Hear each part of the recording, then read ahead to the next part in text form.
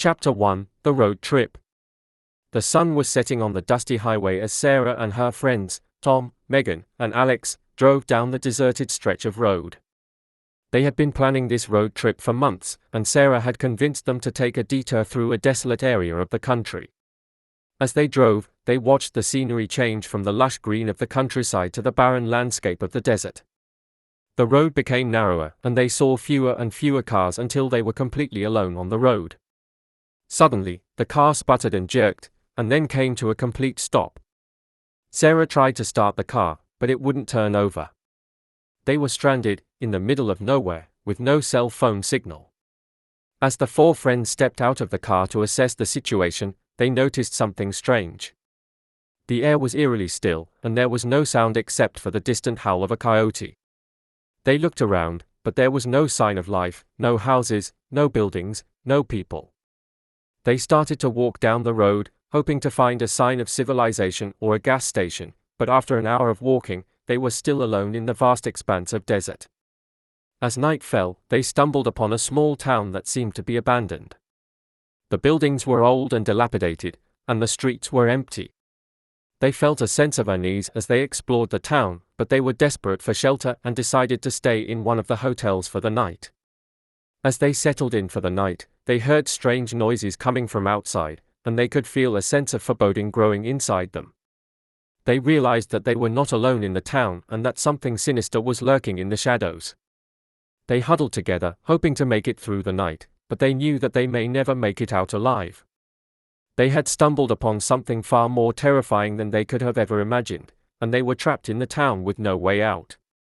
Chapter 2: The Discovery. The night seemed to last forever as Sarah and her friends huddled together in the lobby of the abandoned hotel. Every creak and groan of the old building made them jump, and they could feel the weight of an ominous presence lurking just outside. As dawn broke, they mustered up the courage to venture out of the hotel and explore the town in the light of day. They had to find a way out of this place before it was too late. As they walked down the deserted streets, they noticed that something was different. The town looked like it had been frozen in time, with no signs of recent activity. The buildings were old and worn down, and the paint was peeling off the walls. But there was something else that caught their attention. All of the houses and buildings were empty, but they were fully furnished. It was as if the inhabitants of the town had vanished into thin air, leaving all of their belongings behind. As they continued to explore, they stumbled upon a strange structure in the center of town. It was a large, imposing building that looked like it had been untouched for decades. Curiosity getting the best of them, they approached the building cautiously. As they got closer, they could see that it was covered in strange symbols and markings, and the air around it seemed to vibrate with an otherworldly energy. They cautiously entered the building, and what they found inside made their blood run cold. The walls were covered in ancient texts and symbols, and there were strange objects and artifacts scattered throughout the room. In the center of the room was a large, ornate pedestal, and on it sat a single, glowing gemstone. As they approached the pedestal, they could feel the power emanating from the gem. Suddenly, the room began to shake, and the air around them grew thick with an unearthly energy. They realized too late that they had stumbled upon something ancient and powerful, and they were about to bear the fruit of their curiosity. As the ground shook beneath their feet, they scrambled to find a way out, but the door was sealed shut. They were trapped, with no escape and no hope for survival. They had awakened something that should have stayed buried, and now they were going to pay for it dearly. Chapter 3: The Escape Plan. Sarah and her friends were trapped in the ancient building, with no way out and a powerful force closing in on them. The ground shook violently beneath their feet, and the walls trembled with an ominous energy. In a moment of clarity, Sarah realized that they had to find a way to escape, and fast. She quickly looked around the room, searching for anything that could help them get out. Her eyes fell on a set of old, rusted tools in the corner of the room. With a sense of desperation, she rushed over to them and grabbed a hammer and a chisel. She motioned to her friends to help her pry open the sealed door.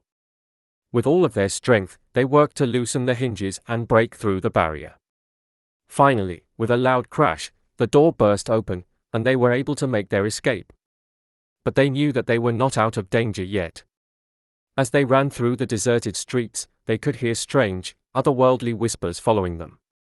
The ground shook beneath their feet, and the air was thick with an unearthly energy. They knew that they had to find a way out of the town, and fast. But as they searched for a way out, they realized that something was preventing them from leaving. All of the roads out of the town were blocked by strange, glowing symbols, and they could feel an invisible force holding them back. They were trapped, with no hope of escape. In a moment of desperation, Sarah suggested that they try to find the source of the energy that was holding them captive. They had to find a way to break the barrier and escape the town before it was too late. As they searched, they stumbled upon an old, abandoned church on the outskirts of town. The air around it seemed to vibrate with a powerful energy, and they knew that they had found what they were looking for. With a sense of determination, they approached the church, ready to face whatever lay ahead. They knew that they were in grave danger, but they also knew that they had to find a way out of this town, no matter what the cost. Chapter 4: The Truth Unveiled. As they entered the church, Sarah and her friends were greeted by an overwhelming sense of dread. The air was thick with an eerie stillness, and the only sound was the sound of their footsteps on the old, creaky floorboards. They cautiously made their way through the pews, their eyes scanning the room for any signs of life or danger. And then they saw her, a figure, cloaked in shadow, standing at the altar. At first, they thought it was a ghost or a hallucination brought on by the strange energy in the town. But as they got closer, they could see that it was a woman, with long, flowing hair and piercing blue eyes. She beckoned to them with a bony finger, and they approached, hesitant but curious. As they drew closer, they could see that the woman was holding a strange, glowing crystal in her hand. Without warning, the crystal emitted a blinding light, and they were thrown backwards, their bodies slamming against the pews. When they opened their eyes, they were back in the hotel lobby where they had started their journey. At first, they thought it was all a dream or a hallucination. But as they looked around, they realized that something had changed. The lobby was different now, and the atmosphere was heavy with a sense of foreboding. And then they saw it, a note, written in shaky handwriting, lying on the counter. It read, "You should have never come here. The crystal has chosen you, and there is no escape. The town will never let you go." With a sense of horror, Sarah and her friends realized that they were still trapped, and that the danger was far from over. The woman in the church had unlocked a dark and terrifying truth, and they were now caught in its grip. They knew that they had to find a way to break the curse and escape the town, but they had no idea where to start. As they sat in silence, the realization dawned on them: they were on their own, and there was no one coming to save them. Chapter 5: A Desperate Plan.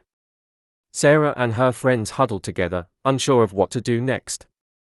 The note on the counter had left them feeling helpless and hopeless, trapped in a nightmare from which there seemed to be no escape. But Sarah refused to give up. She knew that they had to find a way out, no matter how impossible it seemed. As they brainstormed ideas, they remembered the strange crystal that had transported them back to the hotel lobby. Perhaps it held the key to their escape. With trembling hands, they retrieved the crystal from Sarah's backpack and examined it closely. The crystal was unlike anything they had ever seen before.